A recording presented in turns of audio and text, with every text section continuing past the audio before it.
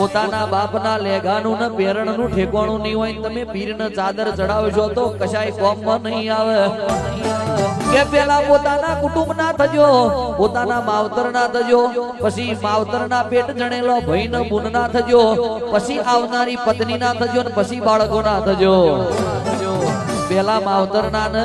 પેલા ભાઈ બુનના ની થાવ ને કાલ અતાર પૈણીના એ ભાઈના સીધે સીધા થઈ જશો અને માવતરના ને ભાઈ બુનને એક બાજુ મેલી દેશો તો કોઈ દાડો હકનો વારો નહીં આવે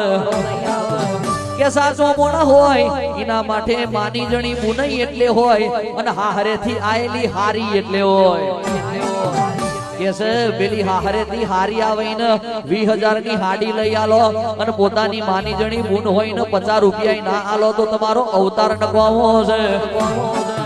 એટલે તમારી માં એ માં અને હાહુ એ માં એ હરખું રાખજો પોતાની માં ખાટલામાં રીબાતી હશે અને હાહુ ને મોથું ચડતો દબાવવા જતા રહેશો તો તમારી જિંદગી નકામી છે એટલે હું એવું નહીં કહેતો પણ હાહુ એટલે ને માય એટલે પોતાની બોનઈ એટલે ને હારી એટલે એવો ભાવ રાખીને જીવશો તો જીવાશે પોતાના કુટુંબના ને પરિવારના પહેલા થજો પછી દુનિયામાં દોન કરવા નીકળજો બાકી ઘરના ભૂસા મરતા હશે ને દુનિયામાં દોન કરશો તો કશાય કોમનું નહીં મારી વાજણ વરહી પડજો રે